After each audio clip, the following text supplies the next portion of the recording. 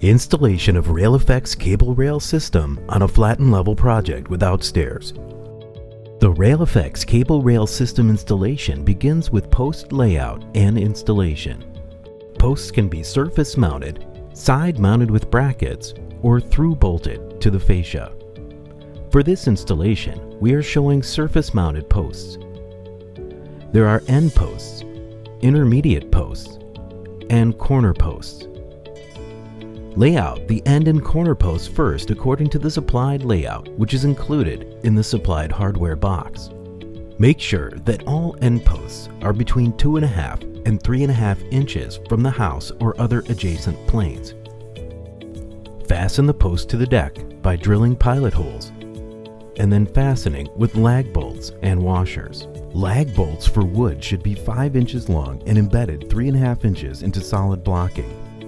For concrete, use 3 3/4 inch wedge anchors. Level the posts using composite shims or washers. Install the caps on the bolts after installation. Fasten optional post skirts over the post base. Lay out intermediate posts so there is no greater than a 5-foot span between the posts. To ensure that all posts are aligned, run a string line between the end and corner posts and align intermediate posts with the string lines. Verify that all posts are plumb in both directions. Shim as necessary and fasten using the same procedure as the previously installed posts. Install post stiffeners into each end post by sliding into the channels on both sides of the post parallel to the cable runs. The cables come pre-cut and labeled for each cable run. Feed the non-threaded end of the cable through the lowest hole in the end post. Slip the Delrin washer over the receiver and screw the receiver to the threaded end of the cable so the receiver just covers the threads as shown. Thread the cable through each post for the entire cable run per the supplied layout drawing. When threading through a corner post, put a small bend in the end of the cable to help make the turn. Repeat for all cables. At the corners, feed some slack into the cables and insert the supplied galvanized metal pipe as shown, and then pull cables tight to the pipe. Slip the Delrin washer onto the pull-lock fitting. Rotate the pull-lock fitting clockwise as you push it onto the cable. Leave some slack in the cables at this time. Do not pull them tightly.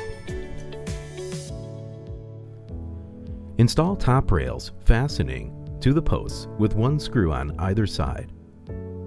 Install end plates with the supplied 2 screws. At end posts, it is often necessary to install the end plates before installing the rails due to lack of clearance. The RFX 300 railing is installed the same way. Miter the corner rails and install the corner splice. Fasten using 4 self-drilling screws from the underside and then install the rail onto the posts.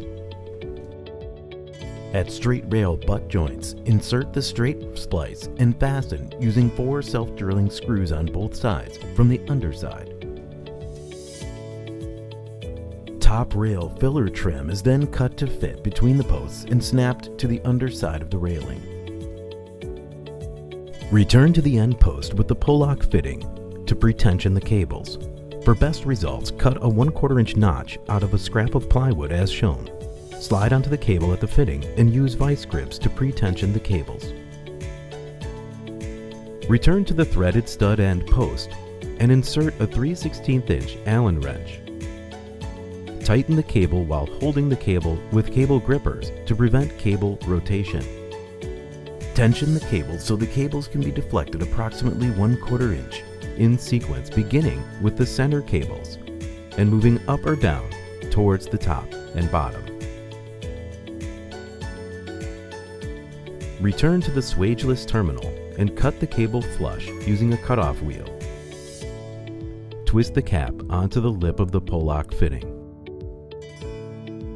For more videos and information, visit RailFX.net.